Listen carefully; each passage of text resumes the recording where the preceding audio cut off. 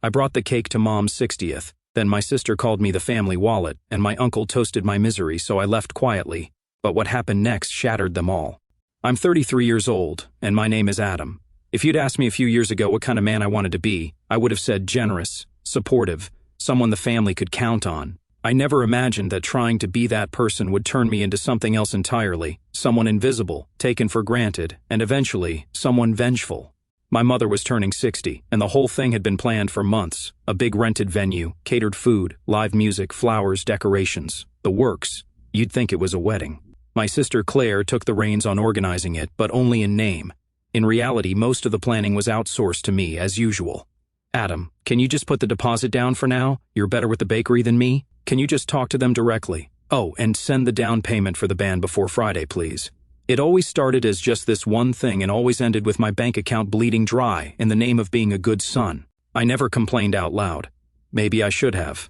But I guess I kept thinking that if I gave enough, money, time, presents, they'd finally start to see me. Not as the divorced one, not as the guy who works too much, not as the quiet one, but just as part of the family.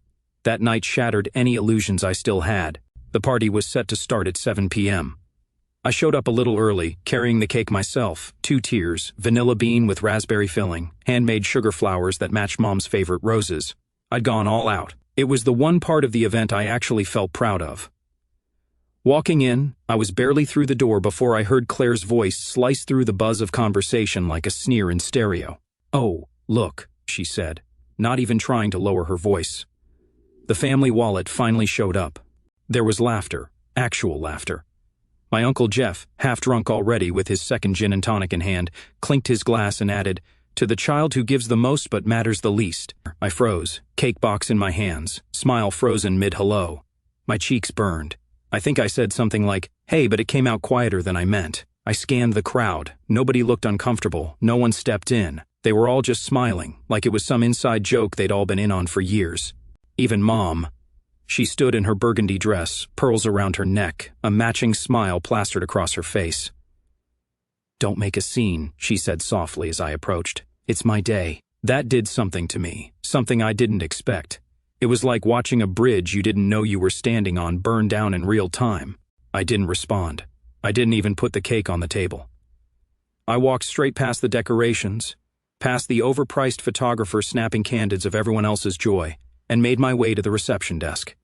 The manager looked up. "Name?" she asked. I slid an envelope across the counter. "Adam Sterling. The balance for the venue's in here." She opened it and nodded, about to thank me, but I held up a hand. "Change of plans," I said. "That balance? I want it canceled. Every check inside that envelope, I need them returned to me immediately." Her eyebrows lifted. "Sir, the event is currently in progress." "I understand," I said. "But you haven't deposited anything yet, right?" "No, but—" "Then rip them up." She hesitated, but something in my face must have made her realize I wasn't bluffing. "I'll talk to the owner," she said quickly. "He's here tonight. Wait here." I didn't. I turned around and walked out the front door without another word. I didn't go far, just across the street where my car was parked, facing the entrance. I sat there for a while, engine off, just watching people dance through the tall windows, hearing the faint thump of the bass line, trying to steady the shaking in my hands. Was it petty? Probably. Was it impulsive? Maybe. But was it deserved? I kept hearing Jeff's voice, "Gives the most but matters the least." And then, like a slow wave, the implications started washing over me. The photographer? I paid for that. The caterer? I'd split the cost with Claire, except I paid her half too. The musicians? I'd been the one to sign the contract. The florist, the decorations, the champagne. They hadn't just mocked me. They built a monument to my generosity and stood on top of it to laugh in my face. It was around 8:15 when I noticed the venue lights flicker once, then again a third time, and then they went dark completely. Music cut out mid-verse. I saw silhouettes near the windows begin to fidget, shadows moving fast across the walls as people pulled out their phones, gesturing toward the ceiling and to each other. Someone must have gone to the DJ or the band or the coordinator, maybe to the staff, and then someone else must have asked to speak to the manager. The panic didn't happen all at once. It built slowly, like heat under a sealed lid. The music didn't come back on. The power didn't reset. Waiters started pulling trays back into the kitchen, lights still off. One by one, guests began drifting toward the entrance, confused. My phone buzzed. First from Claire, then from Mom, then Jeff. Each message started the same way. "Hey Adam, are you still here?" "We think there's a problem, or the venue says they didn't get the full payment, or this has to be a mistake, right?" I didn't answer. Instead, I leaned back in my seat and just watched. People streamed out in clumps, some in heels, some barefoot from dancing, others carrying their coats or half-full glasses of drinks. The birthday girl came last, flanked by Jeff and Claire, arguing with the venue manager just inside the front doors. She was gesturing wildly, pointing back toward the dimmed reception room like it owed her something. My mother's voice, even from across the street, carried, "Where's my son? He's the one who handled this." I stayed in the car a while longer after they all spilled into the parking lot, pacing, arguing, staring at their phones like one of them held the magic button to rewind the night. Mom kept trying to call me. So did Claire. Eventually, they stopped calling and just started texting. "Claire, what is going on, Adam? The venue said you canceled. Fix this now."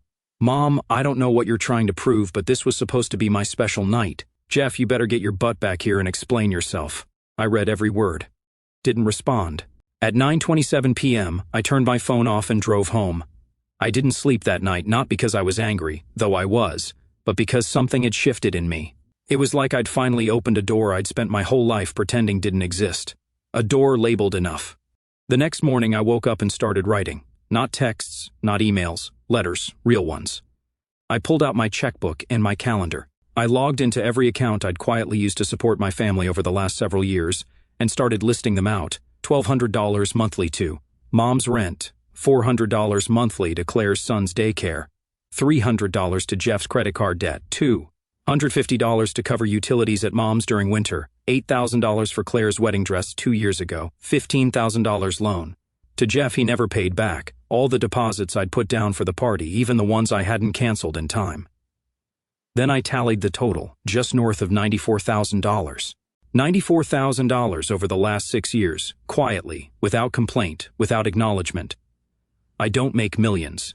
I'm a systems analyst at a mid-size firm. I live modestly, no vacations, no luxury car. I rent instead of own. My life was lean because I had been supporting them. I printed out the list and made 3 copies. Then I drafted a formal letter. It wasn't spiteful or dramatic, just the truth. I explained that, effective immediately, I would no longer be providing financial support to any member of the family. I wasn't angry, I wrote, but I was done. Done being taken for granted. Done being laughed at while funding the very things they celebrated. Done being the wallet. I folded the letters, attached a copy of the financial breakdown to each, and mailed them. One to Mom, one to Claire, one to Uncle Jeff, certified with receipts.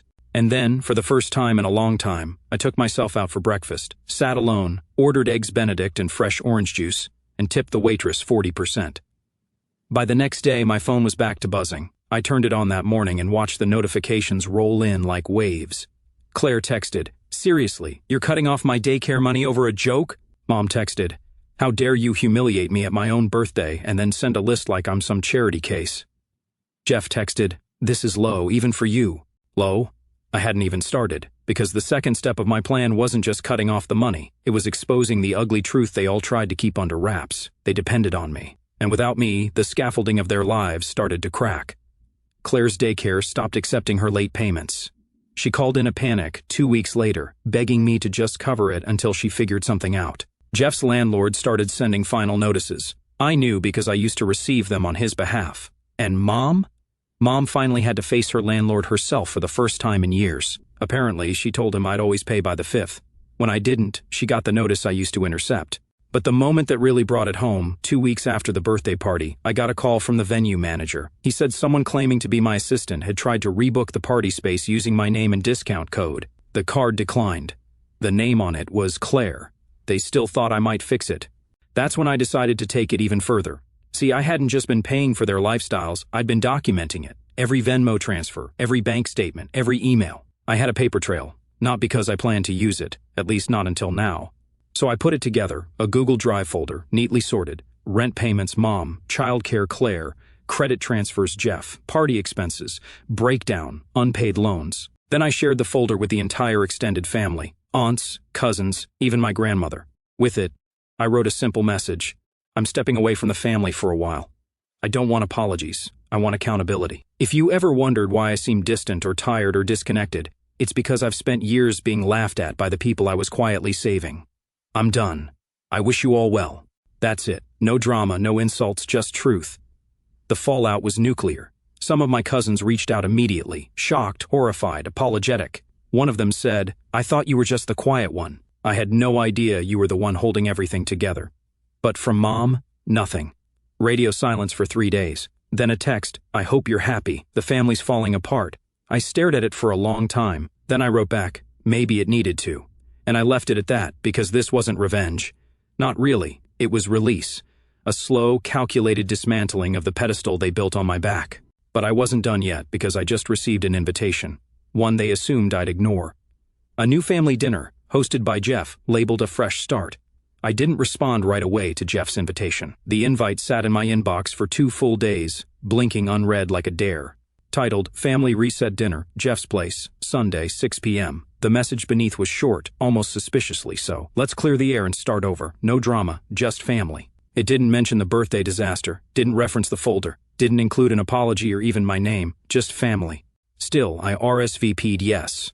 Not because I wanted closure. I'd already made peace with stepping back. But something told me this wasn't a dinner. It was a performance, and I wanted a front row seat. Or, more accurately, I wanted to bring my own spotlight. Sunday came, and I dressed in dark jeans and a button-up. Nothing flashy, but clean, crisp, composed. I arrived exactly at 6 p.m., not early, not late, just on time, enough to let them know I wasn't chasing their approval anymore. Jeff's house was already crowded. I recognized most of the faces. Extended cousins, family friends, the ones who floated around during holidays, always orbiting the real power players. Mom, Jeff, Claire. They were clustered in the living room, drinks in hand, pretending to laugh at jokes while glancing sideways to see who was speaking. When I stepped in, a few people turned and froze. Others gave that awkward half-smile reserved for people you've heard about but haven't spoken to yet. Claire was by the kitchen island, pouring herself a drink. She looked up, surprised. "You actually came," she said flatly. I nodded. "You invited me." She huffed a small laugh. "Yeah, I just didn't think you'd show your face." "You mean after being called the family wallet and having my entire existence mocked at a party I paid for?" Her eyes narrowed. "It was a joke." "Then why didn't anyone laugh until I left?" She didn't answer, just sipped her drink and turned away. I made my way through the house slowly, like I was just another guest. I said hi to a few people who greeted me with tentative smiles, but mostly, I watched. Jeff was playing host now, clapping backs, refilling glasses, trying to control the energy of the room like a cheap game show host. At 6:20, Mom arrived. Her entrance was calculated, as always. Designer scarf, oversized sunglasses despite the sun setting, a soft-lipped smile that didn't quite reach her eyes. She walked straight past me, offering a cool nod that landed somewhere between, "Hello and you ruined my birthday." No hug, no words. Dinner was announced shortly after, long table, buffet style, with everyone seated tight to accommodate the crowd. I took a seat toward the middle, visible but not central. Jeff stood at the head. "Before we eat," he bourgeoied, lifting his glass, "I just want to say thank you to everyone who came. It's been a rough couple of weeks, but I think we can all agree family is family, and no matter what's happened, we're stronger together." A few scattered claps, some polite nods. Claire smirked. Then Jeff added, "And I think we all owe Adam an apology for how things went down." The room quieted. My heart thudded, but not from emotion, from suspicion. "Adam," Jeff continued, "I know the party didn't go the way you hoped, but we've all had time to reflect, and I think we're ready to move forward, right?" He looked at me. Everyone looked at me. I glanced down the table.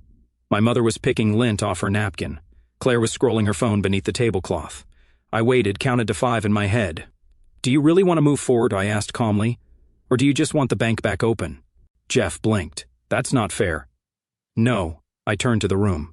"Because for the last 6 years I've covered rent, bills, daycare, parties, trips, and debts. I've been told to stop making scenes, to be grateful I'm even included. And when I finally said no, when I stepped away, you threw a party about it, and then called me dramatic." No one spoke. I stood up slowly, reaching into my coat. From the inside pocket I pulled out a small envelope and placed it gently in the center of the table. Everyone watched. "It's not money," I said. "It's the deed to Mom's condo." Her head snapped up. "I bought it outright 2 years ago, had the title transferred into a trust. It's been under my name ever since." Claire's glass froze midair. "Don't worry," I said to Mom. "You can stay there. I've signed it over to you, effective immediately. You won't owe me anything, ever again." I turned to Jeff. "Your credit cards? I've canceled every authorized user slot with my name on them. You'll have to make your own payments now." He opened his mouth, but I wasn't done. "And Claire," I said, voice steady, "your son's daycare? I prepaid the next 2 months." After that, it's on you." I looked at each of them. "I didn't come here to fight. I came to return everything. You say you want a fresh start? Good. Here it is." I could feel the table shift, like gravity had changed. Mom looked pale. Jeff was visibly sweating. Claire's jaw had gone tight, like she was holding back a retort she didn't quite have the words for. And still, no one apologized. Not really. They didn't ask why I did it or how it had gotten this far. They just sat there, stunned, processing the new terms of engagement, like chess players realizing they'd lost a queen 3 moves ago. I slid my chair back. "I hope you enjoy dinner," I said. "It'll probably taste better now that you paid for it yourselves." And with that, I walked out. But I didn't leave town, because one person hadn't reached out through all this. Someone I hadn't heard from in years. Someone who used to call me her favorite, my cousin Madison. The only one who disappeared when things got bad. But last week, she texted me, and her message was only 5 words long. They did it to me too. Madison's message hit me like a quiet echo of my own story. I hadn't seen her since my late 20s, maybe a few awkward holidays after that, but she used to be the only one at family gatherings who'd sit beside me when no one else did. She was a few years younger but sharp, observant, too smart to stay around. I never knew why she'd vanished. Just chalked it up to her moving out of state for school, then job stuff, maybe life getting in the way. Turns out I wasn't entirely wrong, but I hadn't known the whole story. I texted her back that night, "Let's talk." She responded immediately. We met at a small cafe downtown the next morning. She was already there when I arrived, sitting with a tea in front of her, notebook open. Like she'd been waiting for this conversation for a long time. She stood and hugged me, not the kind of hug people give out of obligation, but the kind that says finally. We sat, ordered coffee, and before I could even ask, she opened her notebook and started flipping through. "I've been keeping track," she said, "not for revenge, just for clarity." And she showed me everything. It turned out Madison had been in a very similar position to mine, except younger and far more exploited emotionally. When she landed a tech internship out of college, she'd moved back in with Aunt Karen, who, of course, charged her rent, not market rent, double market rent. Karen claimed it was teaching her responsibility, but Madison also paid for her cousin's school supplies, groceries for the house, and even helped Aunt Karen start a failing Etsy business that never took off. And when Madison finally got her own place, the family ghosted her. Birthday invitations stopped coming.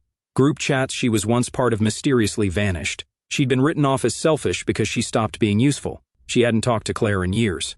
Jeff had once hit her up for money, and when she said no, he replied with just 3 words. Wow, cold-blooded. I was stunned, but not surprised. I told her everything, about the party, the cake, the venue, the folder I'd sent out, the final confrontation at the dinner.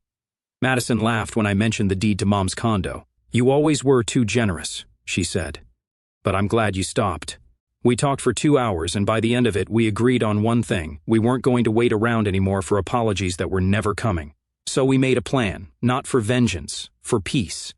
We decided to reclaim the word family, not the version we'd been sold growing up, the guilt-tripping, money-leeching, hierarchy-driven power play that masqueraded as love, but the real kind, the kind we could build, chosen, earned. Together, we started small Sunday dinners, just the 2 of us at first. Then we invited a few others. Cousins who'd quietly reached out after I sent the folder, people who had felt the cold shoulder of our family's favoritism and entitlement. One of Jeff's older daughters, who had moved out at 18 and hadn't spoken to him in years, showed up one night with drinks and a story that made my jaw drop. Little by little, we formed a new circle, one built not on guilt or obligation but mutual respect. No one asked for money. No one made jabs. It was peaceful, warm. But things weren't as quiet on the other side. I started hearing through mutual acquaintances that the original family circle wasn't handling the fallout well. Jeff had his credit cards closed. Apparently, he hadn't realized how bad his debt was without someone patching the holes. Collection notices started piling up. He sold his car 6 months later. Last I heard, he moved back in with a friend from high school. Claire tried launching an entrepreneur podcast. It never took off. Without the daycare covered, she had to reduce her hours at work, and eventually she started borrowing money from a new boyfriend until he found out and dumped her. She moved back in with Mom shortly after. And Mom? She tried to save face for a while, threw a couple of small gatherings, told everyone she'd canceled the birthday party on purpose. But the story didn't hold. Too many people knew, and once the folder had made its rounds, people started quietly stepping away. The truth had a way of sticking. Eventually, she sent me a letter, handwritten, short. "I didn't realize how much I hurt you. I see it now. I won't ask you to forgive me, but I am sorry for everything." It was the closest thing to a real apology I'd ever gotten from her. I didn't reply, not out of spite, but because it didn't need a reply. I'd already moved on. She wasn't asking for anything, just acknowledging what had happened. That was enough. For once, it's been a year now. My Sundays are spent cooking, laughing, playing board games with people who see me. Not for what I give, but for who I am. Madison and I are closer than ever. She recently got engaged and asked me to officiate. I said yes without hesitation. The original group, the ones who toasted to the child who gives the most but matters the least, they don't call anymore, don't write. The silence, once bitter, now feels like a blessing. And that cake, the one I set down at the party and left behind? I went back to that bakery a few weeks later. Ordered the exact same one, 2 tiers, vanilla bean, raspberry filling, sugar flowers. This time I brought it to our new family dinner. We sang, we laughed, we made a toast to the people who matter and the peace we built ourselves. And as I watched everyone dig in, I realized I hadn't lost a family that night. I'd found one.